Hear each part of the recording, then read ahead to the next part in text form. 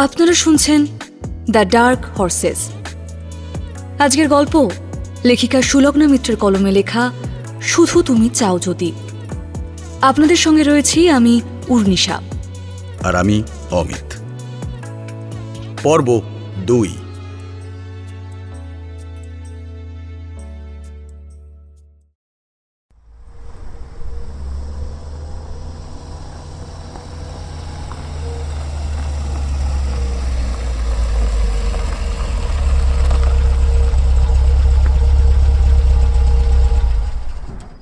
Sir, sir শুনছেন?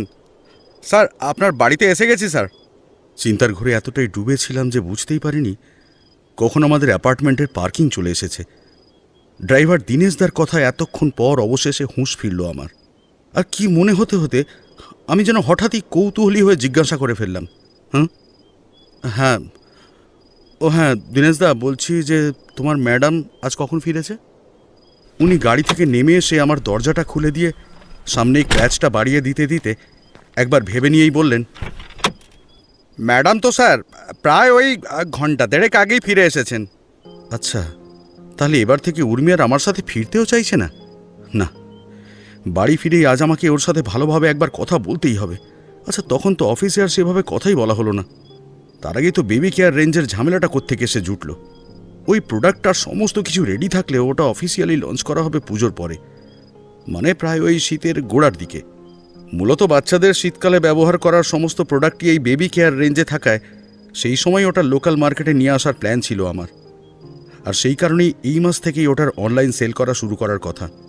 কিন্তু মাঝখান থেকে সব গণ্ডগোল হয়ে গেল। আমার রাইভাল কোম্পানি কিভাবে যেন আমাদের মার্কেটিং এজেন্ডা বুঝতে পেরে আমাদের থেকে 1 মাস আগেই ওদের ব্র্যান্ডের বেবি কেয়ার প্রোডাক্ট লঞ্চ করেছে, আর সেটাও সম্পূর্ণভাবে আমাদের আইডিয়া কপি করেই। তখন ওই ঝামেলায় উর্মির সাথে কথাবার্তা আমায় বাধ্য হয়ে মাঝপথেই বন্ধ করতে হয়েছিল। কিন্তু এবার না, এবার ওকে আমায় উত্তর দিতেই হবে যে ঠিক কেন ও এসব করছে আমার সাথে। আর আমাদের ডিভোর্সের সঙ্গে তো ওর সেন্সেশন ছেড়ে দেওয়ার কোনো দরকার নেই। সেন্সেশন উর্মির কাজের জায়গা, যেখানে ও যা কিছু অ্যাচিভ করেছে সবই নিজের যোগ্যতায়, নিজের একার দক্ষতায়। উৎসব মুখোপাধ্যায়ের স্ত্রী হওয়ার জন্য নয়, ওর নিজের একার কৃতিত্বেই ও নিজের পজিশন নিজে তৈরি করেছে। কিন্তু কিন্তু তাহলে কেন? আচ্ছা, শুধুমাত্র কি আমার সঙ্গে ওর বৈবাহিক সম্পর্ক শেষ হয়ে যাচ্ছে বলে ও নিজের কেরিয়ারের এত বড় ক্ষতি করবে? না না, স্বামী না হলেও বন্ধুর অধিকারও তো আমি ওকে জোর করতেই পারি, তাই না? আর ও না থাকলে আমিও যে...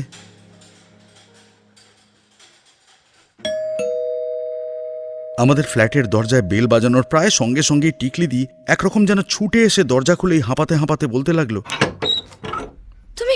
তুমি এসে পড়েছো দাদাবাবু, দেখবে চলো, শিগগিরই দেখবে চলো। বৌমনি ওখানে কি শুরু করেছে? আবার বলছে এক্ষুনি নাকি বেরিয়ে পড়বে। তুমি এসো তো, এসো দাদাবাবু। আর কোনো কিছু না ভেবে আমিও ধড়মড়িয়ে উঠে নিজের হুইল চেয়ার যতটা গতিতে নিয়ে যাওয়া যায় তার থেকেও দ্রুত পৌঁছে গেলাম আমাদের ঘরে। আর যাওয়া মাত্রই সেখানকার দৃশ্য দেখে সকালের পর এখন আরও একবার আমার বুকের ভেতরটা অজানা কোনো একটা ভয়ে যেন কেঁপে উঠল। ঘরের একপাশে দুটো মাঝারি সাইজের ট্রলি ব্যাগ একেবারে পরিপাটি করে গোছানো হয়ে গেছে। একটার মধ্যে বেশিরভাগ জামা কাপড়, আর অন্যটার মধ্যে ফাইলপত্র, কাগজ আর অন্যান্য কিছু জিনিস। আমাকে আসতে দেখেই মনে হয় উর্মি দুটো ব্যাগই বন্ধ করে সেগুলো বিছানা থেকে নামিয়ে সেগুলো নিয়ে দরজার দিকে এগিয়ে আসতে লাগলো। অন্যদিকে টিকলি দি তখনও সমানে বলে চলেছে, এ কি বৌমনি, আমি অতবার করে বলছি, তবু তুমি কেন আমার কথা শুনছো না বলো তো? আরে দেখো, দাদাবাবু তো চলে এসেছে, তাকে তো অন্তত বলে যাও তুমি কোথায় যাচ্ছ। ও বৌমনি, আমার কথাটা অন্তত একবার তো শোনো। এইভাবে হঠাৎ করে ব্যাগ গুছিয়ে তুমি এখন কোথায়? কিন্তু জীবনেই প্রথমবার হয়তো দেখলাম উর্মিকে এতটা নীরব আর নিষ্প্রভ হয়ে থাকতে। ও টিকলিদির প্রশ্নের কোনো উত্তর তো দিলই না। আমি সামনেই থাকা সত্ত্বেও আমায় যেন দেখতেই পাইনি। এমনভাবেই নিজের ব্যাগগুলো নিয়ে এগিয়ে যাচ্ছিল বাইরের দরজার দিকে।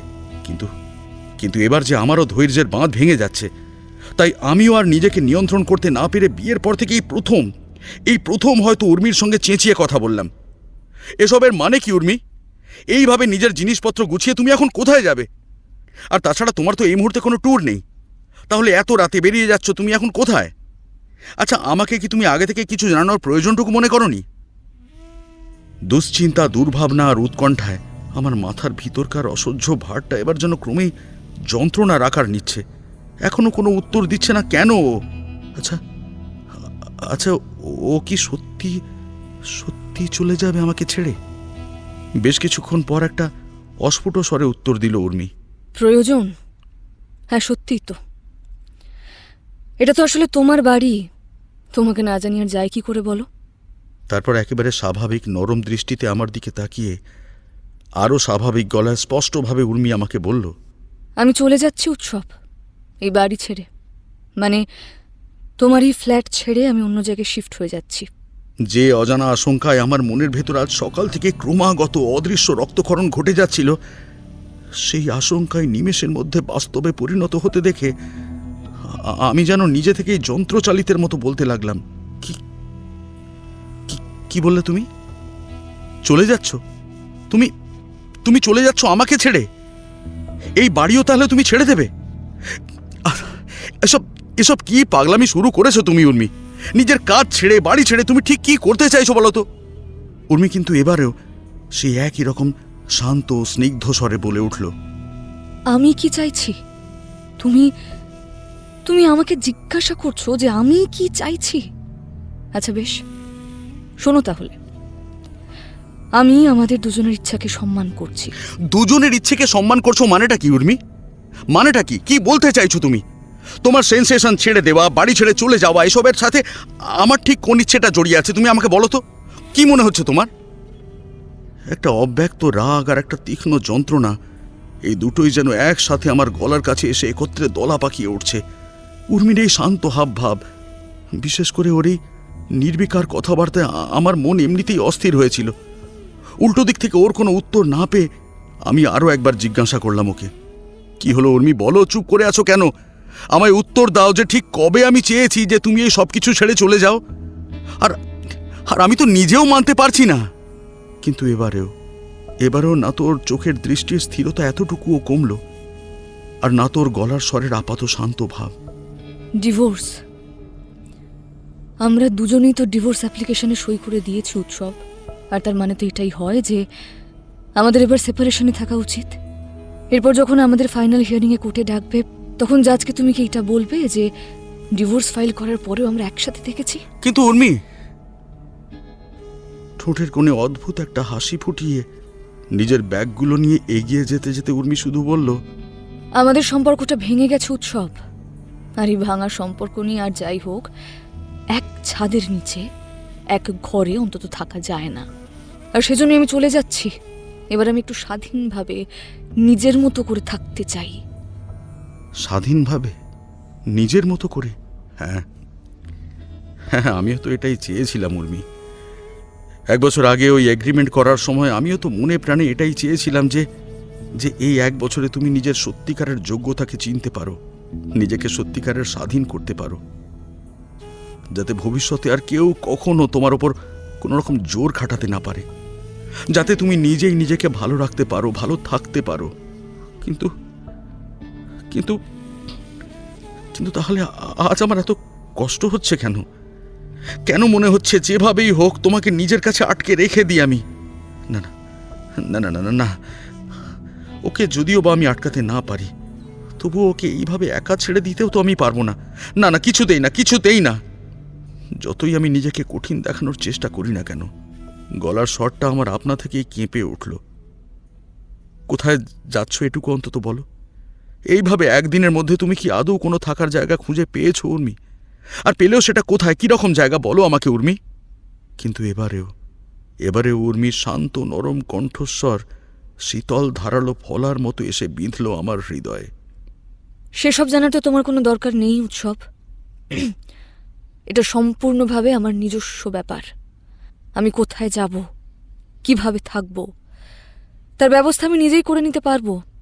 আর তাছাড়া এবারে আর নিজেকে নিয়ন্ত্রণ নয়, বরং দরজার দিকে এগোতে থাকা উর্মিকে আটকাতে ওর একটা হাত শক্ত করে ধরে আমি কঠিন স্বরে ওকে বললাম, আমি শেষবারের মতো জিজ্ঞাসা করছি উর্মি, তুমি ঠিক কোথায় যাচ্ছ সেটা স্পষ্ট করে বলো আমাকে।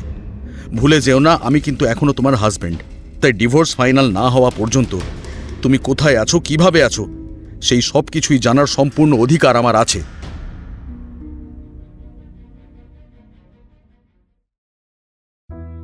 এই হচ্ছে Utsav Mukhopadhyay, sensation brand of কসমেটিক্সের মালিক, সিইও এবং অবশ্যই বোর্ড অফ ডিরেক্টরসের হেড।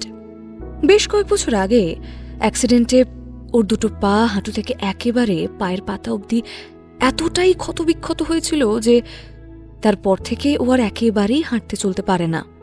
কিন্তু সেন্সেশনে এর কথাই শেষ কথা। আর এই হচ্ছে উর্মি, উৎসবের ওয়াইফ। 1 বছর আগে বিয়ে হয়েছে। সেন্সেশনের মেইন প্রোডাক্ট অ্যানালিস্ট, আর উৎসবের পরেই সেকেন্ড ইন কমান্ড। কিন্তু পাওয়ারের দিক থেকে উৎসবের থেকেও বেশি। উর্মি মুখোপাধ্যায়ের ইশারা ছাড়া সেন্সেশনে একটা পাতাও নড়ে না। অন্ধকারাচ্ছন্ন মিটিং রুমে প্রজেক্টরের আলোয় জায়েন্ট স্ক্রিনের উপর ভেসে ওঠা উৎসব আর উর্মির ছবির দিকে তাকিয়ে থাকা একজোড়া চোখ আবারও যেন অন্ধকারের মধ্যে থেকেই বলে উঠল, এবারে মেন কাজ শুধু একটাই, এদের দুজনের মধ্যে ডিস্টেন্স ক্রিয়েট করতে হবে। আর এতটাই ডিস্টেন্স বাড়াতে হবে যাতে যাতে দুজনের ডিভোর্স হয়ে যায়। বাট স্যার, আমি যতদূর জানি ওদের মধ্যে কিন্তু এমনিতেই যথেষ্ট প্রবলেম চলছে। এমনকি ওই উৎসব তো নিজের লয়ারের সঙ্গেও কনসাল্ট করেছে শুনলাম। শুধু কনসাল্ট নয়, ওরা দুজনেই ডিভোর্স অ্যাপ্লিকেশনে সাইনও করে দিয়েছে। তাহলে স্যার আপনি ফালতু আমাদের টাইম ওয়েস্ট করছেন কেন? আমরা তো এখন ইজিলি সব ইনফরমেশন পেয়ে যাবো কোম্পানির ব্যাপারে। আমি তো ইভেন অনেক কিছু জেনেও গেছি। লাস্ট যে ম্যাটার, আগে পুরো কথাটা শোনো। ওরা জাস্ট ডিভোর্স অ্যাপ্লিকেশনে সাইন করেছে, ডিভোর্স কিন্তু এখনো হয়নি। So be careful. ওদের দুজনকে কিন্তু কোনোভাবেই লাইটলি নিও না। ওদের দুজনের মনে যাই থাক না কেন, ব্রেন কিন্তু দুজনের সব সময় একসাথে কাজ করে। একজন শার্প স্ট্র্যাটেজিস্ট, আর অন্যজনও তেমনি স্ট্রিক্ট বিজনেসম্যান। তাই সেন্সেশনকে পেতে হলে সবার আগে দুজনের ওই ব্রেনের কানেকশনটা কাটতে হবে, যে কোনোভাবে, যে কোনো উপায়ে।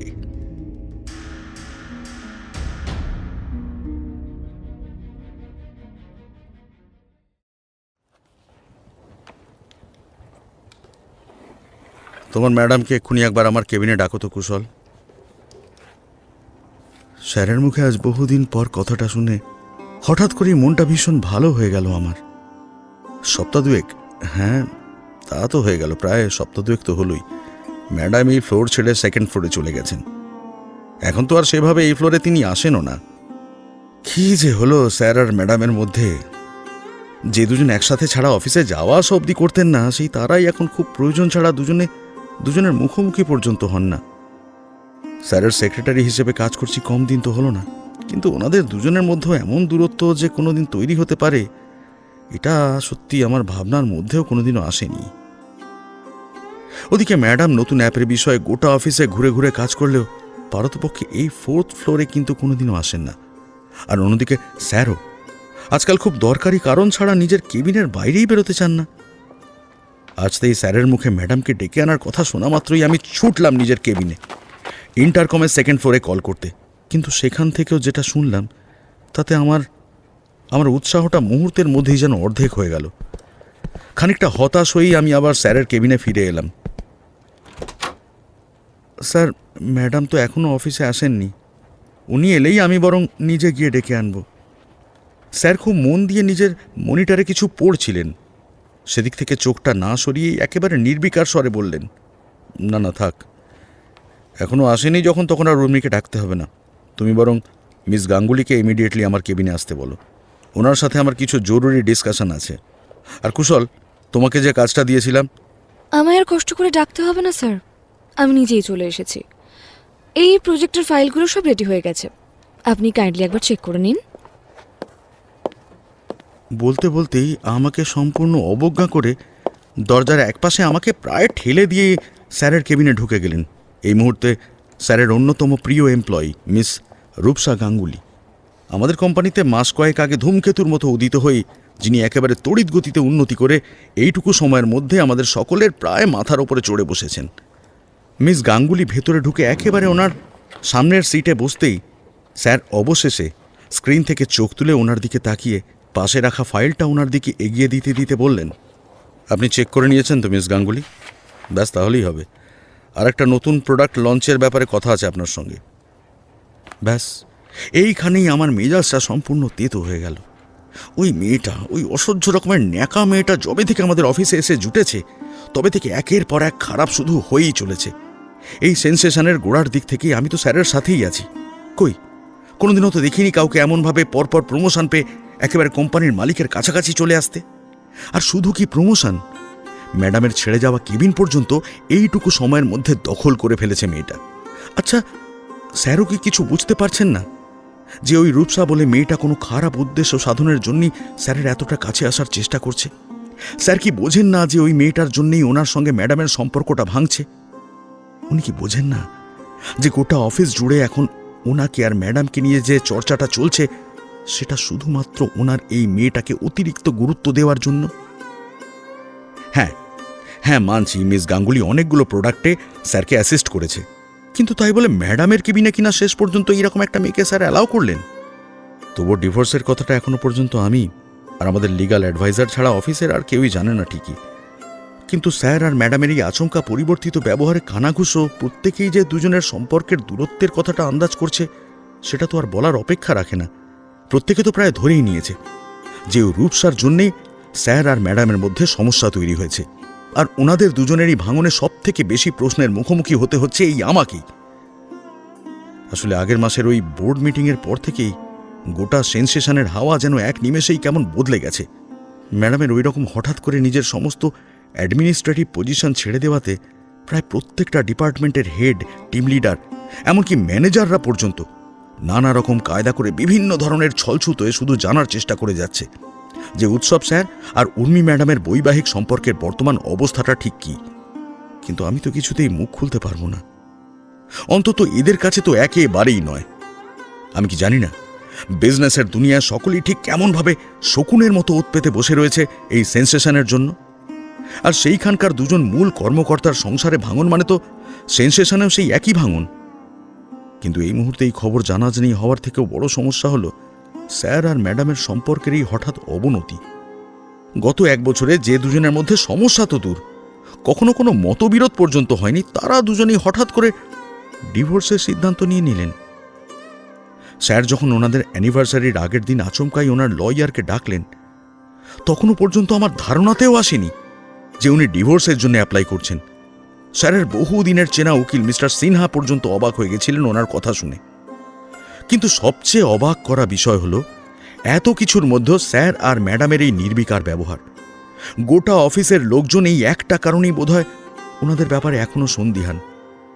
না তো কেউ ওনাদের সরাসরি কিছু জিজ্ঞাসা করতে পারছে, আর না কেউ ওনাদের এই আপাত শান্ত এবং স্বাভাবিক ব্যবহার দেখে কিছু বুঝতে পারছে। আসলে স্যার আর ম্যাডাম দুজনে স্বামী স্ত্রী হলেও অফিসের মধ্যে কিংবা ব্যবসা সংক্রান্ত যে কোনো জায়গায় গেলে দুজনে নিজেদের ব্যক্তিগত সম্পর্কের ছিটে ফোঁটাও কখনো প্রকাশ করেননি। দুজন সহকর্মীর মধ্যে ঠিক যতটা প্রফেশনাল সম্পর্ক থাকে, কাজের জায়গায় ঠিক ততটাই প্রকাশ করতে অভ্যস্ত ওনারা দুজনেই। তাই এই ক্ষেত্রেও আপাতভাবে দুজনের হাবভাব দেখে ওনাদের ব্যক্তিগত জীবন সম্পর্কে কোনোভাবেই কিছু বোঝার উপায় নেই। কিন্তু আর কেউ বুঝুক না বুঝুক, আমি তো বুঝতে পারছি যে দুজনের মধ্যে সমস্যাটা দিনে দিনে ঠিক কতটা জটিল হয়ে উঠছে। একদিকে স্যার একা হাতে সমস্ত কিছু সামলাতে গিয়ে প্রায়শই মিটিংয়ে মেজাজ হারাচ্ছেন, আর অন্যদিকে ম্যাডামও সমস্ত প্রোডাক্ট একা নিয়ন্ত্রণ করতে গিয়ে বেশ কিছু ছোটখাটো ভুল করে ফেলছেন। আর এসব কিছুই যে ওনাদের ব্যক্তিগত সম্পর্কের জন্যই হচ্ছে সেটা কি আমি বুঝি না? আর সেই জন্যই এই রূপসাকে দেখলেই আমার আজকাল ভয়ানক রাগ হয়। মনে হয় এক্ষুনি গিয়ে ওকে। কুশল, নিচে শুনলাম তোমার স্যার আমাকে ডেকেছেন। তুমি কি বলতে পারবে উনি এখন কোথায় আছেন? তাহলে আমি... হ্যাঁ ম্যাডাম, স্যার কেবিনেই আছেন। আমি বরং এক্ষুনি গিয়ে ওনাকে বলছি যে আপনি এসেছেন। আমি চাইলেও কিছুতেই যেন ম্যাডামের সামনে আজ আর ঠিক মতো কথাগুলো বলতে পারলাম না, কারণ তার আগেই যে ঘরের মধ্যে থেকে একটা হালকা মেয়েলি হাসির শব্দটা পাওয়া গেল, সেটা যে আমার পাশাপাশি ম্যাডামের কানেও গেছে তাতে তো কোনো সন্দেহ নেই। সম্পূর্ণ অপ্রত্যাশিত এই পরিস্থিতিতে আর বেশিক্ষণ থাকলে নিশ্চয়ই ম্যাডাম হয়তো আর ভেতরে যেতেই চাইবেন না, হয়তো ভুল কিছু বুঝে চলেই যাবেন এখান থেকে। তাই আমি আর বিন্দুমাত্র দেরি না করে ওনাকে সঙ্গে নিয়েই স্যারের কেবিনে ঢুকলাম। আর ভেতরে যাওয়া মাত্রই আমার সমস্ত চেতনা, বিচার বুদ্ধি সবটুকু দিয়ে মনে হলো নিজেই নিজেকে কয়েকটা ঘুষি মেরে দিই। কিন্তু কিন্তু আমি তো স্বপ্নেও কখনো কল্পনা করতে পারিনি যে স্যার এইভাবে মিস গাঙ্গুলিকে একেবারে নিজের পাশের চেয়ারে বসতে দেবেন। আর শুধু তাই নয়, মিস গাঙ্গুলির একটা হাতও যে আলতোভাবে স্যারের হাত ছুঁয়ে আছে সেটাও তো এখান থেকে একেবারেই স্পষ্টভাবে দেখা যাচ্ছে। প্রথমে ওই হাসির শব্দ, তারপরে এই দৃশ্য। স্যারের মতিগতি আমি নিজেই কিছু বুঝতে পারছি না। সেখানে না জানি ম্যাডামের কেমন লাগছে। ম্যাডাম নিজেও বিস্ময়াবিষ্ট চোখে বেশ কিছুক্ষণ সামনের দিকে তাকিয়ে থাকলো। কয়েক সেকেন্ডের মধ্যেই পাশ থেকে ওনার গলার স্বর শুনতে পেলাম আমি। আর সেই স্বর আপাতভাবে শান্ত শোনালেও তাতে কিন্তু অস্বস্তির ছাপ স্পষ্ট। আপনি আপনি আমাকে ডেকেছিলেন স্যার? মিস গাঙ্গুলির এতক্ষণ পর হয়তো খেয়াল হলো উপস্থিত পরিস্থিতি সম্পর্কে, তাই বেশ স্পষ্ট অনিচ্ছা সত্ত্বেও উনি চেয়ার ছেড়ে উঠতে উঠতে একটু বেশিই যেন বিনীতভাবে বললেন, আমি বরং এখন আসছি স্যার, আপনি ম্যাডামের সঙ্গে কথা বলুন। কিন্তু ওই রূপসা নিজের জায়গা থেকে দরজার দিকে এগোনোর আগেই স্যার সঙ্গে সঙ্গে হাত বাড়িয়ে ওর একটা হাত ধরে ব্যস্তভাবে বলে উঠলেন, না না, আপনার এখন যাওয়ার দরকার নেই মিস গাঙ্গুলি, এখানে আপনারও থাকা দরকার। এসব কি যে হচ্ছে, কেন হচ্ছে, সত্যি আমার মাথায় কিছু ঢুকছে না। স্যার কেন ম্যাডামের সামনে এমন ব্যবহার করছেন ওই মেয়েটার সঙ্গে? আচ্ছা, উনি কি তাহলে ম্যাডামকে দেখানোর জন্যই এসব করছেন? এসব করে কি প্রমাণ করতে চাইছেন উনি? ম্যাডামের কথা না হয় বাদ দিলাম, কিন্তু অফিসের অন্যান্য লোকজন, তারা যদি কোনো রকমে জানতে পারে যে স্যার অফিসের মধ্যে এইভাবে কোনো মহিলা এমপ্লয়েড হাত ধরেছেন, তাহলে কি হতে পারে সেটা উনি কি বুঝতে পারছেন না? সেদিন বোর্ড মিটিংয়ের পর থেকেই দেখছি স্যারের ব্যবহারের মধ্যে অদ্ভুত একটা পরিবর্তন এসেছে। প্রথম কদিন তো এতটাই চুপচাপ ছিলেন যে আমাকে পর্যন্ত ওনার সাথে কথা বলার জন্য যথেষ্ট সাধ্য সাধনা করতে হয়েছে। আর বলতে গেলে খানিকটা সেই সময় থেকেই শুরু হয়েছে স্যারের কেবিনে এবং জীবনে ওই রূপসার অবাধ্য আনাগোনা। প্রথম প্রথম অল্প বিস্তর শুরু হলেও গত সপ্তাহ থেকেই দেখছি ধীরে ধীরে সেই যাতায়াত ক্রমশই যেন আরো বেশি করে অবাধ হয়ে উঠছে। আর আর আজ তো রূপসার দিক থেকে চোখ সরিয়ে অবশেষে স্যার ম্যাডামের দিকে তাকিয়ে বেশ গম্ভীর স্বরে বলে উঠলেন, হ্যাঁ উর্মি, ডেকেছিলাম তোমাকে। আমি আশা করি তুমি জানো যে গতকালই রয় অ্যান্ড রয় কোম্পানির একটা নতুন হেয়ার কেয়ার রেঞ্জ লঞ্চ করেছে। আর খুবই অদ্ভুতভাবে ওদের হেয়ার অয়েলের প্রত্যেকটা ইনগ্রেডিয়েন্টস আমাদের নতুন প্রোডাক্টের সাথে হুবহু মিলে যাচ্ছে, যেটা আর 2 সপ্তাহের মধ্যে আমাদের লঞ্চ করার কথা ছিল। বলতে বলতেই একটা ফাইল টেবিলের এক পাশ থেকে তুলে ম্যাডামের দিকে এগিয়ে দিলেন স্যার। দৃশ্য তো বেশ অবাক হলেও ওই ফাইলটা হাতে নিয়ে সেটাকে খুব মনোযোগ দিয়ে পড়তে পড়তে চিন্তিত স্বরে বলে উঠলেন, ম্যাডাম। সে কি? কিন্তু এটা কি করে সম্ভব? প্রত্যেকটা হার্ভের একেবারে প্রপোর্শন পর্যন্ত হুবহু মিলে যাচ্ছে। এর মানেটাই তো আমি জানতে চাইছি উর্মি। তোমার আন্ডারে থাকা প্রোডাক্টের ডিটেল অ্যানালিসিস ইনফরমেশন কি করে রাইভাল কোম্পানির কাছে পৌঁছে গেল? আর এইটুকু সময়ের মধ্যে আমরা কি করে এবার নতুন প্রোডাক্ট লঞ্চ করব? বলো বলো, কি করে এত বড় ভুল করলে উর্মি? পরিস্থিতি ক্রমেই আরো জটিল হয়ে উঠছে বুঝতে পারছি, কিন্তু এই মুহূর্তে স্যারের সামনে দাঁড়িয়ে আমার তো আর কিছু করারও নেই। এইভাবে আমার এবং ওই রূপসার সামনে স্যার কেন এইভাবে বলছেন ম্যাডামকে? যদি সমস্যা কিছু হয়েই থাকে তাহলে তো সেটা একমাত্র ম্যাডামের দোষ নয়, আর সেটা কখনো হতেও পারে না, কারণ ম্যাডাম তো আর একা একা পুরো বিষয়ে কাজ করেন না। আরও বহু মানুষ রয়েছে ওনার আন্ডারে, তাদের যে কারোর ভুল হতে পারে বা যে কারোর বিশ্বাসঘাতকতাও তো হতে পারে, কিন্তু তার জন্য একা ম্যাডামকে কেন এইভাবে অপমানিত হতে হবে, তাও আবার আমাদের মতো কর্মচারীর সামনে? বেশ কিছুক্ষণ পর আবারও ম্যাডামের কণ্ঠস্বর শোনা গেল, তবে এবারে যে সেটা ঠিক কতটা থমথমে সেটা হয়তো ভাষায় প্রকাশ করা যাবে না। কিন্তু আমি তো অ্যানালিসিস রিপোর্ট অনেক আগেই আপনার কাছে সাবমিট করে দিয়েছি স্যার, তাহলে তারপরেও কি করে? তাহলে কি বলতে চাইছো তুমি? আমার টেবিল থেকে ডেটা লিক করেছে? আমি নিজে ডেটা লিক করেছি? শোনো উর্মি, এইসব বাজে এক্সকিউজ না দিয়ে আগে নিজের দোষটা বুঝতে শেখো। তুমি যদি নিজের কাজে কেয়ারলেস না হতে তাহলে এত বড় একটা ব্লান্ডার কোনোদিনই হতো না। ঠিক আছে, আমি দেখছি কি করা যায়। না না না না না, একদমই নয়। তোমার যা ড্যামেজ করার সেটা তুমি অলরেডি করেই দিয়েছো, আর কিচ্ছু করতে হবে না তোমাকে। শুধু আগেকার সমস্ত ফাইল এসে এক্ষুনি মিস গাঙ্গুলিকে হ্যান্ডওভার করে যাও। এখন থেকে প্রোডাক্ট লঞ্চের বিষয়টা সব উনিই দেখবেন। Okay sir. কোনো রকমে এই শব্দ দুটো উচ্চারণ করে ম্যাডাম নিমেষের মধ্যে মাথা নিচু করে ঘর থেকে বেরিয়ে গেলেন। আমিও আর দাঁড়িয়ে থাকলাম না ওখানে, স্যারের কেবিনের দরজা বন্ধ করে নিজের টেবিলে এসে বসলাম। না না, মাথার মধ্যে সব কিছুই কেমন যেন তাল গোল পাকিয়ে যাচ্ছে। আমার স্যার, মানে উৎসব স্যার, আর জীবনে প্রথমবার হয়তো কারোর সঙ্গে এতটা রুক্ষ ব্যবহার করলেন, আর সেটাও কিনা ম্যাডামের সঙ্গে। কি হয়েছে স্যারের? আর কিসের জন্য এমনটা করছেন উনি? ম্যাডামের ওপর রাগে, নাকি সম্পর্ক ভাঙার যন্ত্রণায়?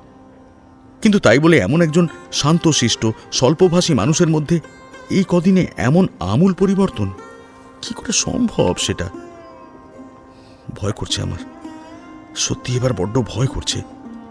শেষ পর্যন্ত আদৌ এই সেন্সেশন বাঁচবে তো?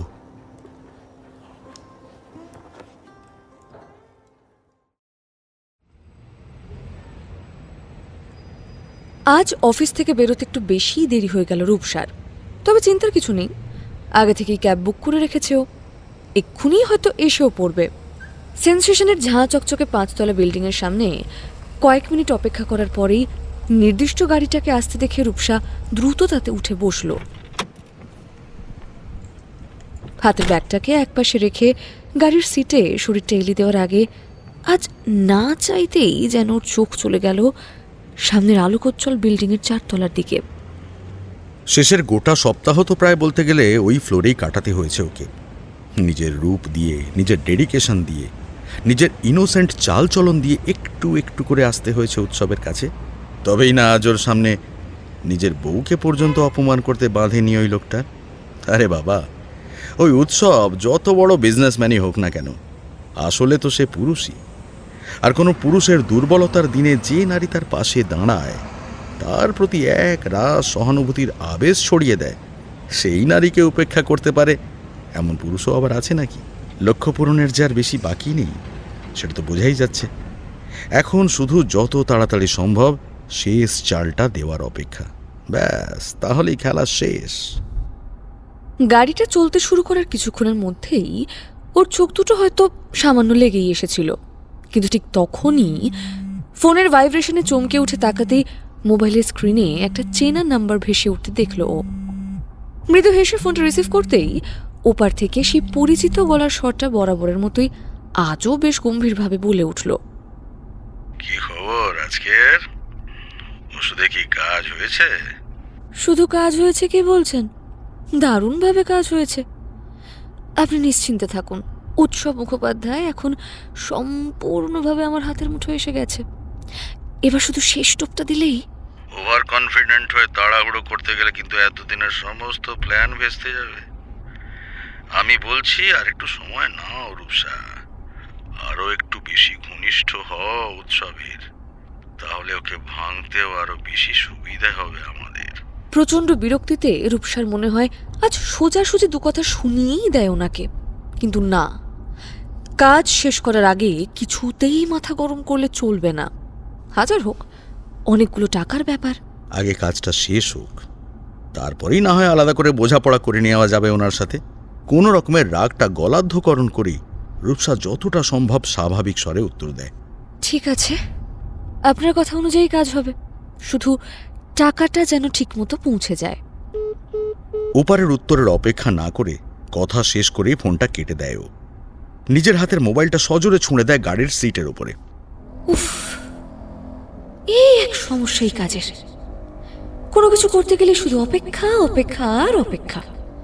আরে বাবা, এত কাঠখড় পুড়িয়ে অবশেষে মাছ যখন একবার জালে উঠেই গেছে, তখন আর শুধু শুধু তাকে ফেলে রেখে কি কোনো লাভ আছে? বরং তাকে যত তাড়াতাড়ি সম্ভব জল থেকে তুলে ফেলতে হয়, নাহলে আবার কোনোভাবে যদি সুযোগ হাতছাড়া হয়ে যায় তাহলেই তো। না না না না না, আর কিছুতেই দেরি করলে চলবে না। যা করার আমাকে কালকেই করতে হবে। সোজা রাস্তায় যদি উৎসবকে বাগে না আনা যায়, তাহলে নয় বাঁকা রাস্তা ধরতে হবে। উর্মি দেবী, আজকে তো শুধু ট্রেলার দেখেছেন আপনি, আসল সিনেমা তো আমি আপনাকে কালকে দেখাবো।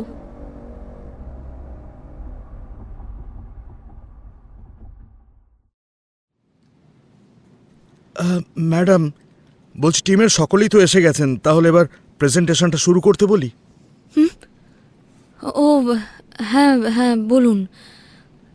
সময় হয়ে গেছে যখন, তখন আর দেরি করে লাভ নেই। শুরু করতে বলুন মিস্টার চৌধুরী। মনটা আজ সকাল থেকে বড্ড বেশি বিভ্রান্ত হয়ে যাচ্ছে। কোনো কাজে ঠিকমতো মন বসাতে পারছি না। সমানে শুধু অদ্ভুত রকমের একটা অস্বস্তি হয়ে চলেছে। আর হাজার একটা শব্দ আর অঙ্ক শুধু এলোমেলোভাবে ঘুরপাক খেয়ে যাচ্ছে মাথার মধ্যে। না না, কাজের সময় অন্য কোনো চিন্তা মাথার মধ্যে আনা উচিত নয়। এই একটু আগেই মিস্টার চৌধুরীটাকে আমি তো প্রথমে চমকেই উঠেছিলাম। এইভাবে মিটিং রুমে বসে এরকম একটা জরুরি প্রেজেন্টেশনের আগে তো আমার এইভাবে অন্যমনস্ক হওয়া উচিত নয়। অফিসের মধ্যে যে কাজ সবার আগে, এটা তো আমাদের সকলের জন্যই সমান, তাই না? আর আজকে আইডেন্টিটির মার্কেটিং টিমের প্রথম প্রেজেন্টেশন, সেখানে আমার তো ডিস্ট্র্যাক্ট হওয়া একদমই উচিত নয়। দেখা যাক আমাদের নতুন head of photography and designing শীর্ষক সেনগুপ্ত নিজের প্রথম অ্যাসাইনমেন্টে ঠিক কতটা দক্ষতা দেখাতে পারেন। এমনটা অবশ্য একেবারেই নয় যে শীর্ষকের যোগ্যতা বা দক্ষতার বিষয়ে আমার কোনো সন্দেহ আছে, কারণ আমার এই হাই স্কুলের বন্ধুটি যে ছোটবেলা থেকেই ছবি তোলার কাছে এক কথায় অসাধারণ, সেটার প্রমাণ তো স্বয়ং আমি নিজেই। সেদিন আইডেন্টিটির জন্য ফ্রিল্যান্সার ফটোগ্রাফারের ইন্টারভিউ নিতে এসে এতগুলো বছর বাদে যে হঠাৎই নিজের এই পুরনো বন্ধুটির সঙ্গে দেখা হয়ে যাবে, এটা তো আমি নিজেও ভাবতে পারিনি। তবে শীর্ষকের এই কোম্পানিতে যোগ দেওয়ার সাথে আমার সঙ্গে ওর পূর্ব পরিচিত হওয়ার কিন্তু একেবারেই কোনো সম্পর্ক নেই। বরং হিউম্যান রিসোর্স ডিপার্টমেন্ট থেকে ওর এমপ্লয়মেন্ট কন্ট্রাক্ট একেবারে ফাইনাল হওয়ার পরেই আমি জানতে পেরেছিলাম যে সেন্সেশনে যোগ দেওয়া এই নতুন ব্যক্তিটি আগে থেকেই আমার বেশ পরিচিত। তবে প্রথমবার এই লম্বা ছিপছিপে শ্যামলা চেহারার ব্যক্তিকে দেখে কিন্তু আমি মোটেই চিনতে পারিনি যে এই সেই হাই স্কুলের গাবলু গুবলু শীর্ষ। শুধু ওর ওই ইনোসেন্ট দন্তবিকশিত হাসি আর কাঁধ পর্যন্ত ঢেউ খেলানো বাদামি চুল দেখেই অবশেষে আমি বুঝতে পেরেছিলাম যে এই সেই শীর্ষ। তবে শীর্ষক কিন্তু একবার দেখেই আমায় চিনতে পেরে গিয়েছিল। শুধুমাত্র অফিসের মধ্যেকার প্রফেশনালিজম বজায় রাখতেই ও প্রথমে কিছু না বললেও পরে ইন্টারভিউ শেষ হতেই একেবারে হই হই করে চলে এসেছিল আমার কাছে। কিরে, তুই তো দেখি লেডি বস হয়ে গেছিস একদম, হ্যাঁ? আর আমাকে চিনতেই পারছিস না। গোটা স্কুল লাইফ যা টিফিন খেয়ে কাটালি, এখন কিনা তাকেই আর চিনতে পারছিস না। ব্রেনটা খুলে কি হাতে চলে এসেছে নাকি তোর? এত গুরুগম্ভীর একটা অভিযোগ শোনার পর কেউ আর সিরিয়াস থাকতে পারবে না, তাই অগত্যা আমিও আর সে চেষ্টা না করে অফিস টাইমের শেষে বহুদিন পর সেদিন একটু প্রাণ ভরে আড্ডা মেরেছিলাম স্কুল জীবনের আমার সবচেয়ে ভালো বন্ধুর সাথে। সেদিনই কথা প্রসঙ্গে শীর্ষক বলছিল যে এভাবেই বিভিন্ন কোম্পানি তো ফ্রিল্যান্স কাজ করে, কারণ ওর নাকি কোনো জায়গাতেই বেশি দিন থাকতে বোর লাগে। তো যাই হোক, শীর্ষক আসাতে কাজের দিক থেকে আমার কিন্তু বেশ সুবিধাই হয়েছে। এমনিতেই আমার চেনা, তাছাড়া আমাদের চিন্তা ভাবনা, আইডিয়া শেয়ার করা, সব বিষয়ে আলোচনা করতেও যথেষ্ট স্বচ্ছন্দ থাকতে পেরেছি আমি। আর বলতে গেলে খানিকটা এই কারণেই আজকের এই প্রেজেন্টেশন নিয়ে আমি নিজেও একজন বন্ধু হিসেবে ব্যক্তিগতভাবে যথেষ্ট এক্সাইটেড। সেন্সেশন জয়েন করার পর এটা শিশুর প্রথম কাজ, আর তাই কোম্পানির বাকিরা ওকে কতটা অ্যাকসেপ্ট করবে এটার অনেকটা নির্ভর করছে আজকে ওর পারফরমেন্সের ওপরে। আজকের এই প্রেজেন্টেশন মূলত আইডেন্টিটি অ্যাপের জন্য পোটেনশিয়াল কিছু মডেলদের সামনে আনার জন্য। যেহেতু আমাদের এই নতুন অ্যাপে প্রায় সব ধরনের স্কিন টোন এবং হেয়ার টাইপ নিয়েই কাজ করার চেষ্টা হয়েছে, তাই অ্যাপটা ডিজাইন করার জন্য সেই রকমই বহু সংখ্যক মডেলের হয়তো দরকার পড়তে পারে। আর এই মডেলদের নির্বাচন থেকে শুরু করে ফটোগ্রাফি, পেজ ডিজাইনিং, অ্যাপের প্রমোশন, সব কিছুর জন্যই তো শীর্ষকে অ্যাপয়েন্ট করা।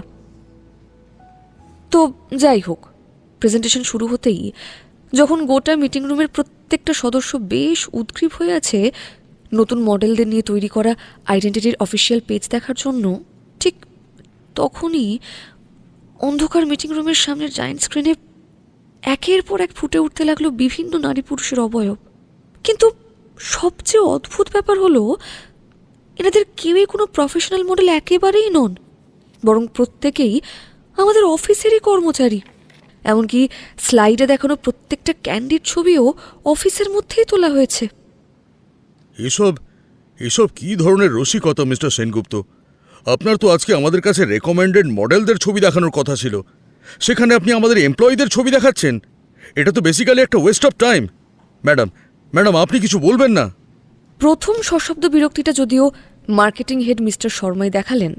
তবে মিটিংয়ে উপস্থিত অন্যরাও যে বিষয়টা দেখে একেবারেই খুশি হচ্ছেন না, সেটা ওনাদের চোখ মুখ দেখলে স্পষ্ট বোঝা যাচ্ছে। আমি নিজেও যে এইসব দেখে খুব একটা সন্তুষ্ট হয়েছি এমনটা নয়, তবুও কোনো কিছু শেষ পর্যন্ত না দেখে মন্তব্য করা আমার স্বভাব বিরুদ্ধ। এটাও অবশ্য কিছুটা উৎসবের থেকেই শেখা, কারণ ওর মতে কোনো কিছু সম্পূর্ণভাবে না জেনে বুঝে মতামত দেওয়াটা মানুষকে নিজেকে অস্বস্তিতে ফেলে। তাই দুপক্ষের কাছেই পরিস্থিতি যতটা সম্ভব স্বাভাবিক করার জন্য আমি নিজেই শীর্ষকের উদ্দেশ্যে প্রশ্ন করলাম, আপনাকে আপনার প্রেজেন্টেশনের বিষয়বস্তু বুঝিয়ে দিতে বলা হচ্ছে মিস্টার সেনগুপ্ত। এখানে মডেলদের জায়গায় আপনি আমাদের এমপ্লয়ীদের ছবি কেন প্রেজেন্ট করেছেন সেটা যদি আমাদের সকলকে একটু বুঝিয়ে বলেন তাহলে খুব ভালো হয়। শীর্ষক সামনে এসে দাঁড়িয়ে সকলকে পোশাকে অভিবাদন জানালো। অফকোর্স ম্যাম, আমি অবশ্যই সকলকে আমার আইডিয়াটা বুঝিয়ে বলবো, কিন্তু তার আগে আমি উপস্থিত সকলকে প্রথমেই যেটা জানাতে চাই সেটা হলো যে এই প্রেজেন্টেশনে আপনারা যাদের দেখছেন এনারা শুধু এখানকার কর্মচারী নয়, বরং আমার চোখে এনারা প্রত্যেকেই আইডেন্টিটি রেঞ্জের একজন পোটেনশিয়াল স্পোক পারসন। এক্স্যাক্টলি আপনি কি বলতে চাইছেন মিস্টার সেনগুপ্ত? প্লিজ একটু ক্লিয়ারলি বলুন।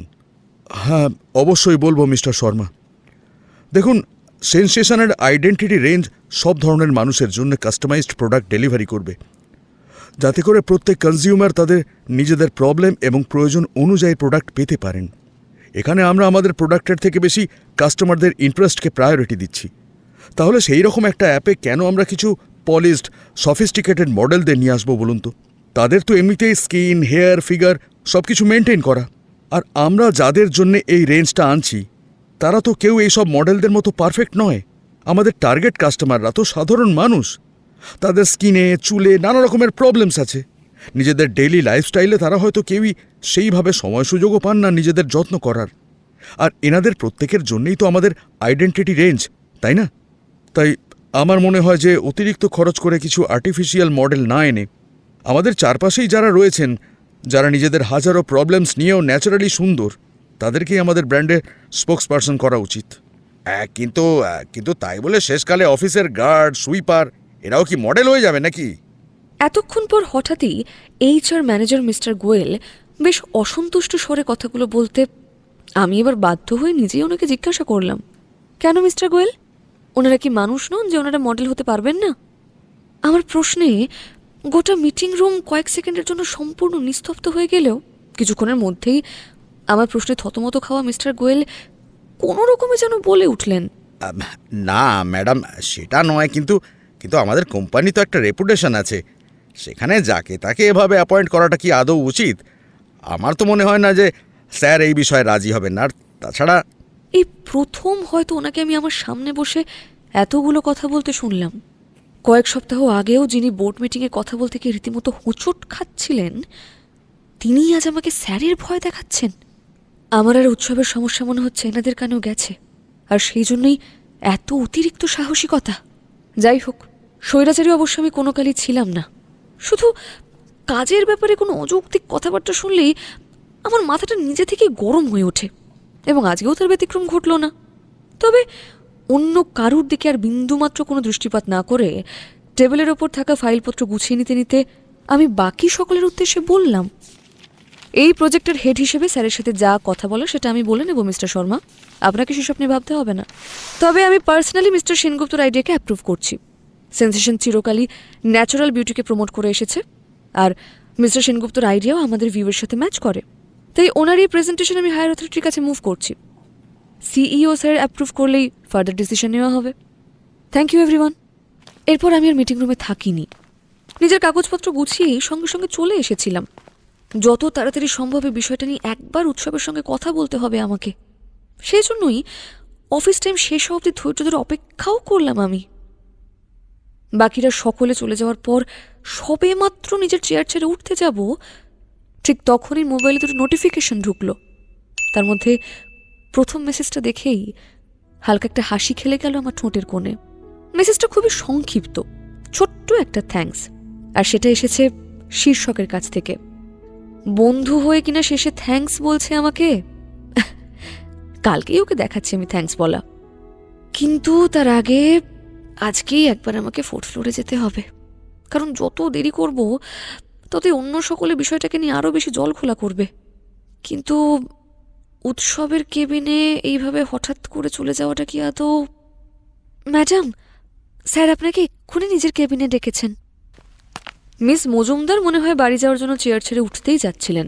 ঠিক সেই সময়ে একটা ফোন আসাতে উনি আবারও বসে পড়ে ফোনটা রিসিভ করেন। বেরোনোর সময় কথাটা বলেই উনি চলে যেতে সম্পূর্ণ ফাঁকা ফ্লোরে আমি আরও কিছুক্ষণ নিঃশব্দে চোখ বুজে বসে রইলাম। তারপর চেয়ার ছেড়ে লিফটের সামনে এসেও আজ আর লিফটে না উঠে সিঁড়ি দিয়েই এক পা করে উঠতে শুরু করলাম আমি 4th ফ্লোরের দিকে। মনের মধ্যে আজ যেন অন্যরকম একটা ঝড় উঠেছে আমার। জানি না কালকের মতো আজও আবার উৎসবের কেবিনে ঢুকে ঠিক কি দেখব। আজ তো আবার বাইরে কুশলকেও কোথাও দেখছি না।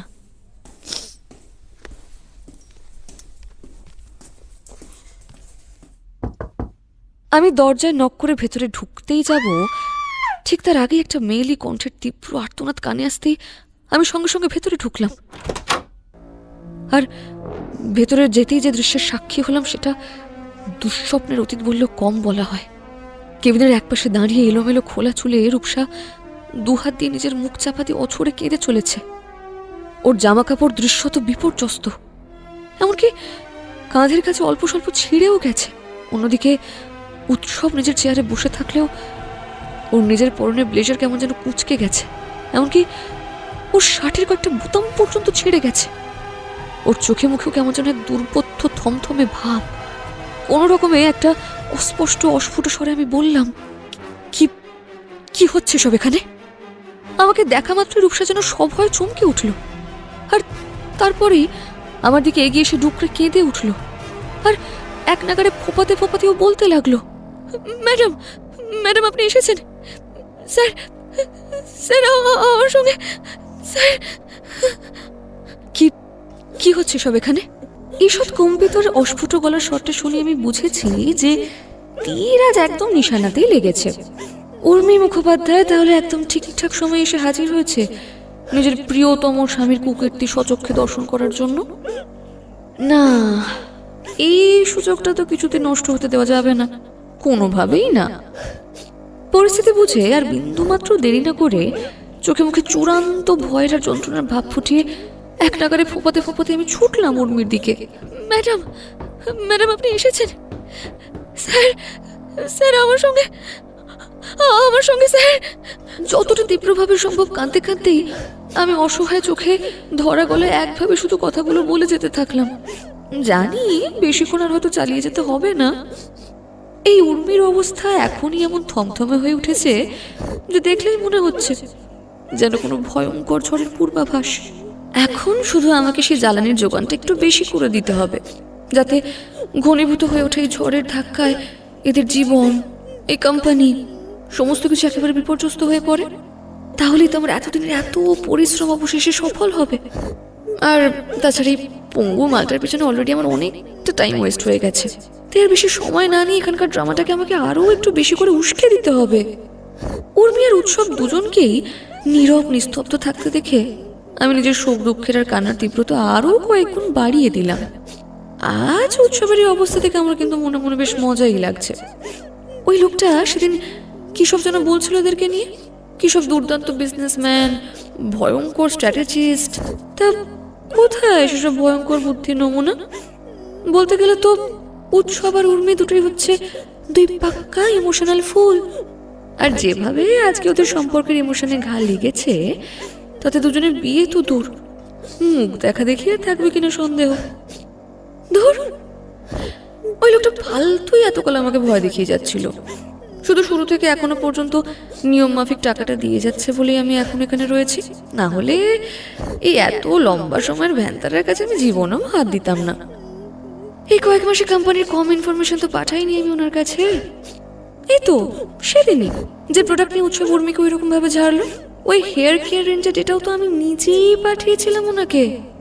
কিন্তু তার জন্য কি আমার কোনো অ্যাপ্রিসিয়েশন আছে? বরং জবে থেকেই কাজে এসেছি, নিজে থেকে কিছু করতে গেলে খালি ওই লোকটা বলে এখন না, তখন না, ওরা এই ওরা সেই।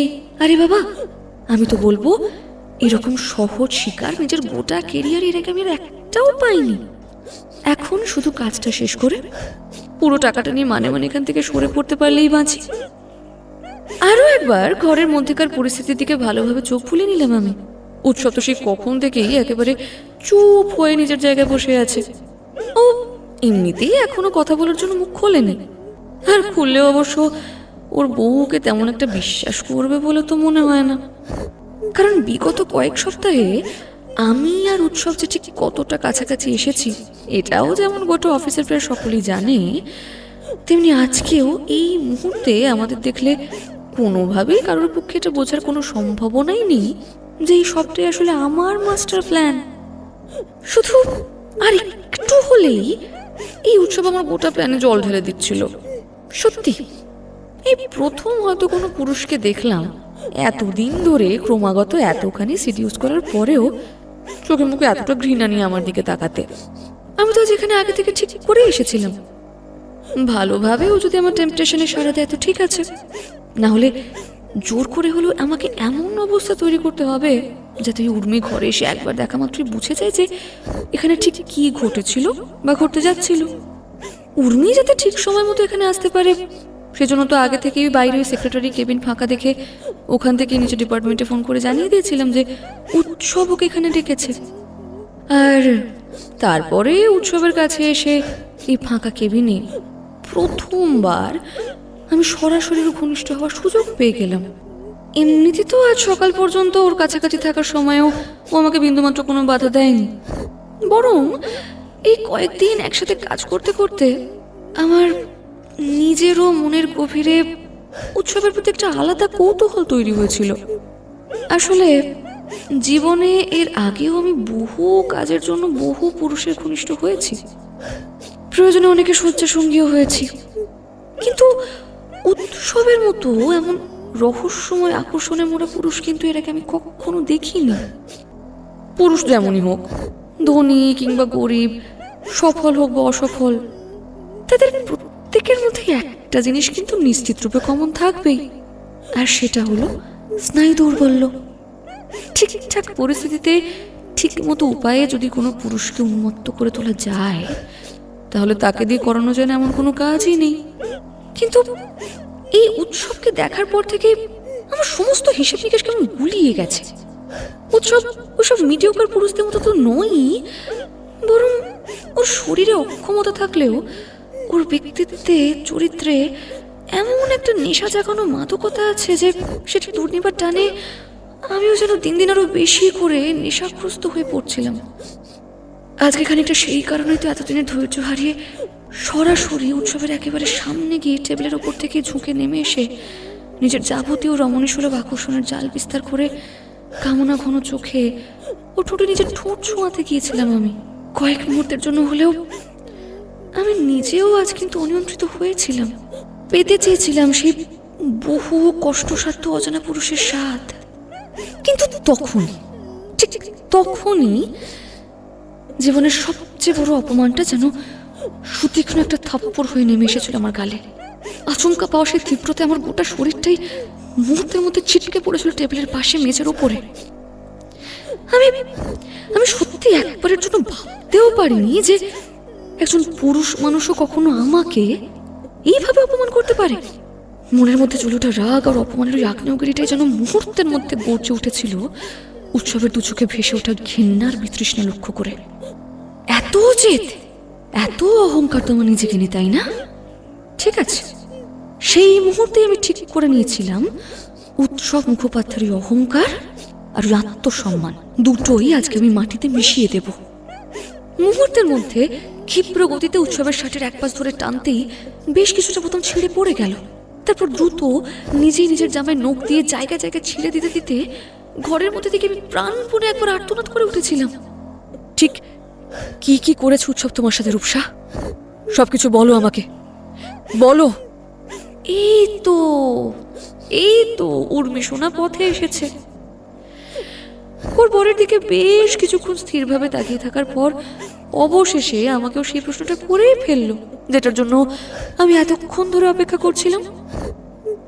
এবার শুধু যে করে হোক ওকে নিজের রাস্তায় আনতে হবে। আমাকে স্যার নিজেই কেবিনে ডেকেছিলেন নতুন প্রজেক্টের ব্যাপারে কথা বলার জন্য। আমিও সেই জন্য এখানে এসেছিলাম ম্যাডাম। স্যার একটা ফাইল বুঝিয়ে দেওয়ার জন্য আমাকে ওনার পাশে গিয়ে দাঁড়াতে বললেন, কিন্তু তারপরে হঠাৎ করে স্যার আমার হাত ধরে টেনে নিয়ে আমার সাথে ধরা গলায় থেমে থেমে কথাগুলো বলতে বলতেই আমি আরো একবার জোরালো স্বরে কেঁদে উঠলাম। অতিরিক্ত কথার থেকে কান্নাই এই পরিস্থিতিতে আমার জন্য বেশি গুরুত্বপূর্ণ। উর্মিকে আমাকে বিশ্বাস করাতেই হবে যে ওর এই সো কল্ড হাজব্যান্ড ঠিক কতটা নীচ এবং দুশ্চরিত্র। আর তারপর কোনো রকমে যদি একটা পুলিশ কেস হয়ে যায় তাহলে তো এই অফিসে তালা পড়া শুধু সময়ের অপেক্ষা। তবে আমি অবশ্যই ওইসব পুলিশ টুলিশের ঝামেলা আর জড়াতে চাই না, বলা তো যায় না যদি ওইসব করতে গিয়ে কোনোভাবে আসল সত্যিটা সামনে এসে যায়। না না, তার আগেই আমাকে পালাতে হবে এখান থেকে। উর্মির কাছে গিয়ে তাই আবারও প্রচণ্ডভাবে কাঁদতে কাঁদতে একেবারে সম্পূর্ণ ভাঙা ভাঙা নরম স্বরে, আবেগের থেকেও বেশি বিনীত এবং বিধ্বস্ত স্বরে আমি বলতে থাকলাম, আমারই হয়তো ভুল হয়ে গেছে ম্যাডাম, আমারই হয়তো এভাবে একা স্যারের কাছে আসা উচিত হয়নি। কিন্তু কিন্তু আমি তো ওনাকে দাদার মতোই মনে করি। উনি উনি কি করে পারলেন আমার সাথে এটা করতে? আজ যদি আপনি সময় মতো না আসতেন তাহলে তো আমার সত্যি সর্বনাশ হয়ে যেত ম্যাডাম। আমি তো আর কারোর কাছে মুখ দেখানোর মতো। কিন্তু আমার এই কান্না ভেজা মেলোড্রামার মাঝে হঠাৎ করে উর্মি কেমন যেন একটা কঠিন স্বরে বলে উঠল, পুলিশের কাছে কমপ্লেন করতে যাবে তো রূপসা? তোমার তো এক্ষুনি উচিত পুলিশের কাছে যাওয়া। তুমি চিন্তা করো না, আমি নিজে তোমার সঙ্গে পুলিশ স্টেশনে যাব। এই কেস খেয়েছে পুলিশ? সত্যি তাহলে পুলিশের কাছে যেতে হবে নাকি? কিন্তু তারপর যদি পুলিশের কাছে গিয়ে কোনো গন্ডগোল হয়ে যায়? না না না না না, বিষয়টা অতদূর এগোনোর আগে যে করে হোক আমাকে আটকাতে হবে উর্মিকে। কিন্তু সরাসরি না বললেও তোর সন্দেহ হতে পারে, তাই এমন কিছু বলতে হবে যাতে কোনো সন্দেহ না হয়। আমি তৎক্ষণাৎ মাথা নামিয়ে দুহাত জোর করে আগের মতোই কেঁদে ভাসিয়ে দিতে দিতে কৃতজ্ঞ স্বরে বললাম, আপনি আপনি যাবেন ম্যাডাম? আপনি সত্যি যাবেন আমার সঙ্গে? কিন্তু কিন্তু আমি একজন সামান্য কর্মচারী হয়ে স্যারের বিরুদ্ধে কি করে পুলিশে যাব ম্যাম? আমার চাকরিটা তো তাহলে। এবারেও আমাকে রীতিমতো চমকে দিয়ে দুহাত দিয়ে আমার কাঁধ ধরে সোজা সোজা নিজের সামনে দাঁড় করিয়ে গলার স্বরে আগের থেকেও দ্বিগুণ কাঠিন্য বজায় রেখে অদ্ভুত একটা দৃষ্টিতে আমার দিকে তাকিয়ে উর্মি বলতে লাগলো, চাকরি নিয়ে তোমায় চিন্তা করতে হবে না রূপসা। তোমার সাথে এত বড় অন্যায় হয়েছে আর সেটা তুমি পুলিশকে জানাবে না? পুলিশ না এলে আসল সত্যিটা কি করে সকলের সামনে আসবে বলো তো? কিন্তু ম্যাম আমি তো। কিন্তু এবারেও উর্মির অস্বাভাবিক দৃঢ় স্বর আমাকে মাঝপথে থামিয়ে দিল। কিন্তু রূপসা, পুলিশ কি আদৌ তোমার কথা বিশ্বাস করতে চাইবে? তোমাকে যে এখানে ঠিক কিভাবে মলেস্ট করা হয়েছে তার কি আদৌ কোনো প্রমাণ আছে তোমার কাছে? তাছাড়া তোমার গালে এই দাগ, সেটাই বা কি করে হলো? শেষের কথাটায় মুহূর্তের মধ্যে যেন একটা শিহরণ খেলে গেল আমার সারা শরীরে। উর্মি হঠাৎ এইভাবে কেন কথা বলছে আমার সাথে? ও কি তাহলে কিছু আন্দাজ করছে নাকি? কিন্তু ওর তো বিন্দু মাত্র কিছু বোঝার কথা নয়।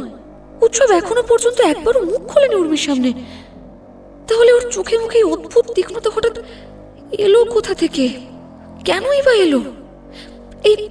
এই অবস্থায় তো ওর আমার প্রতি সহানুভূতিশীল হওয়া উচিত। তাহলে তো প্রশ্ন কেন করছে আমাকে উর্মি? আর আমি বা ওকে তো ভয় পাচ্ছি কেন? কি আছে আমার ওর মধ্যে? আমি তাই কোনো রকমে বলতে গেলাম প্রমাণ, কিন্তু আমি কি করে প্রমাণ? এবার যেন আমি স্পষ্ট দেখলাম উর্মির চোখের মনে দুটোতে রাগ, ঘৃণা আর আত্মবিশ্বাসের এক ভয়ানক কঠোর ছায়া। উর্মি নিজের হাতের মোবাইলটা আমার দিকে ঘোরাতেই আমি সচক্ষে দেখতে পেলাম। তাতে কিছুক্ষণ আগে, আমার আর উৎসবের কিছুক্ষণ আগেকার ভিডিও ফুটেজটা স্ক্রিন জুড়ে চলমান রয়েছে। এটা এটা কি করে সম্ভব? এই এই কেবিনে তো কোনো সিসিটিভি ক্যামেরা ছিল না। আমি নিজে খবর নিয়ে জেনেছিলাম এখানে কোনো ক্যামেরা নেই। তাহলে তাহলে কি এরা দুজনে মিলে? উর্মি আবারও ইস্পাত কঠিন স্বরে বলে উঠল, আমার কাছে কিন্তু সব প্রমাণ আছে রূপসা। ঠিক কিভাবে আজ তোমার গালে ওই 5 আঙুলের দাগ বসলো, আর ঠিক কিভাবে উৎসব তোমাকে নয়, তুমি উৎসবকে মলেস্ট করার চেষ্টা করেছিলে। বলতে বলতেই আরো একটা সজোরে থাপ্পড় এসে পড়লো আমার গালে, আর তার প্রতিঘাতে আমি সোজা গিয়ে উপর হয়ে পড়লাম সামনের টেবিলের ওপরে। টেবিলের উপর থেকে এতক্ষণ পর শোনা গেল এতক্ষণ ধরে স্তব্ধ হয়ে থাকা আরও একটা জলদগম্ভীর পুরুষ কণ্ঠস্বর। প্ল্যানটা আপনার নেহাত খারাপ ছিল না মিস গাঙ্গুলি। শুধু আমাকে ফাঁসানোর জন্য এতটা তাড়াহুড়ো করার আগে একবার অন্তত আপনার ভেবে দেখা উচিত ছিল আপনার প্রতিপক্ষকে আদৌ আপনি ঠিক মতন চেনেন কিনা। তো কি ভেবেছিলেন মিস গাঙ্গুলি, এত সহজে আপনার এরকম একটা জঘন্য প্ল্যান সাকসেসফুল হয়ে যাবে? এতদিন ধরে এত নাটক করে, এত রকমভাবে ইনোসেন্ট সাজার চেষ্টা করেও শেষে এসে এরকম একটা ভুল কি করে করলেন আপনি? এতটা ডেসপারেট হওয়ার আগে আপনার তো উচিত ছিল একবার অন্তত এটা চেক করে নেওয়া যে এই ঘরে আদৌ কোনো সিসিটিভি আছে কি নেই। উৎসব আপাত শান্তভাবে কথাগুলো বললেও ওর প্রত্যেকটা কথার শীতল তীক্ষ্ণতা যেন গোটা ঘরের পরিবেশটাকে এক মুহূর্তে বদলে দিল। অন্যদিকে চরের ঝাপটায় প্রথমে রূপসা টেবিলের ওপরে গিয়ে মুখ থুবড়ে পড়লেও ধীরে ধীরে আবার যখন উঠে দাঁড়ালো, ওর বিস্ফারিত চোখ মুখ আর প্রচণ্ডভাবে কাঁপতে থাকা শরীর দেখে স্পষ্টত বোঝা গেল যে পরিস্থিতির এহেন আকস্মিক পট পরিবর্তনও ঠিক কি পরিমাণ ভয় পেয়েছে। অবশ্য ভয় তো পাওয়ারই কথা। সন্ধ্যের পরের এই সময়টায় গোটা অফিস খালি থাকার সুযোগ নেই তো ও আজকে উৎসবকে ফাঁসাতে এসেছিল। শুধু উৎসবের বদলে যে ওর নিজের জারি জুড়ি এইভাবে আমাদের দুজনের কাছে ফাঁস হয়ে যাবে, সেইটা মনে হয় ও দুঃস্বপ্নেও কল্পনা করতে পারেনি। শুধু এই কেবিনে তো বটেই, গোটা ফ্লোরেই আমরা 3 জন ছাড়া অন্য আর কেউ নেই। এমনকি গোটা অফিস পর্যন্ত ফাঁকা হয়ে গেছে। এই অবস্থায় আমাদের দুজনের হাত থেকে রূপসা গাঙ্গুলিকে ঠিক কে বাঁচায়, আমিও সেটা দেখতে চাই। আমিও তাই এবার রূপসার সামনাসামনি দুহাত ভাঁজ করে দাঁড়িয়ে খানিক ব্যঙ্গের সুরে বললাম, এবার তোমার কি হবে বলো তো রূপসা? উৎসবকে ফাঁসাতে গিয়ে তো তুমি নিজেই এতটা বিচ্ছিরিভাবে ফেঁসে গেলে।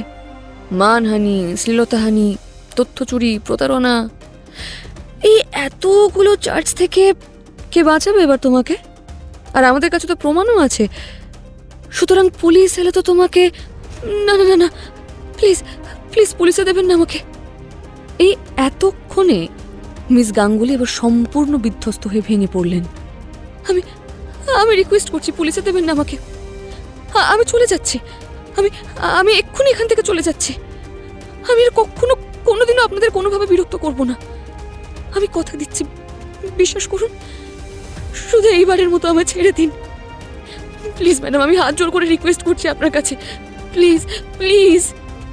তবে রূপসার এই কান্না দেখে আমার মধ্যে কিন্তু সহানুভূতির লেশমাত্র জেগে উঠল না, বরং ওর এই আপাত অসহায় ভাবো যে আসলে একটা সহানুভূতি আদায়ের নাটক, এইটা বুঝতে পেরিয়ে আমার রাগ আর বিরক্তি যেন আরও কয়েক গুণ বেড়ে গেল। এই কয়েক মাসে ও আমাদের সঙ্গে যা যা করেছে বা করার চেষ্টা করেছে, সেগুলোর পর আর যাই হোক ওকে অন্তত আর ক্ষমা করা চলে না। আমিও তাই সম্পূর্ণ কঠিন স্বরে ওকে বললাম, ছেড়ে দেব? তাও আবার তোমাকে? তুমি ভাবলে কি করে যে আমাদেরই অফিসে ঢুকে আমারই হাজবেন্ডকে দিনের পর দিন সিডিউস করে তুমি তাকে ডিফেম করার চেষ্টা করবে আর আমি তোমাকে ছেড়ে দেব? আর তাছাড়া এর সাথে তো তুমি আবার আমাদের রাইভাল কোম্পানির কাছে ইনফরমেশন পাচারও করেছো। এর পরেও তোমার মনে হয় তোমার মতো একটা ন্যাস্টি ক্রিমিনালকে আমাদের ছেড়ে দেওয়া উচিত না? রূপসা, শাস্তি তো তোমাকে পেতেই হবে, আর সেই শাস্তি পুলিশই তোমাকে দেবে। এর আগে আমি কারোর সাথেই হয়তো এতটা তিক্ত স্বরে কখনো কথা বলিনি, কিন্তু শুরু থেকেই এই মেয়েটার প্রতি আমার মনে এতটাই বিক্ষুব্ধ রাগ আর বিদ্বেষ জমা হয়েছিল যে আজকের ঘটনার পর আর ওর জন্য বিন্দুমাত্র সম্মান অবশিষ্ট রইল না আমার। কিন্তু আমার কথা শেষ হতেই রূপসা ভয়ার্ত স্বরে বলে উঠল, না না প্লিজ ম্যাডাম, এরকম করবেন না। বিশ্বাস করুন, আমি আমি এসব নিজে থেকে কিচ্ছু করিনি। আমি সত্যি বলছি ম্যাডাম, এসব কোনোটা আমার নিজের প্ল্যান নয়। আমাকে আমাকে অন্য একজন বলেছিল কাজটা করতে, আর আর তার জন্যই আমাকে সেন্সেশনে হায়ার করা হয়েছিল। এই সব ওনার প্ল্যান। আমরা তো শুধু চালের খুঁটি মাত্র। আপনাদের শত্রুতা আসলে অন্য কেউ, সেই আমাদের এইসব কাজ করাচ্ছে। ট্রাস্ট মি, আমি আর এর বেশি কিচ্ছু জানি না। আমাকে ছেড়ে দিন প্লিজ, আমাকে পুলিশে দেবেন না ম্যাম, প্লিজ আমাকে পুলিশে দেবেন না।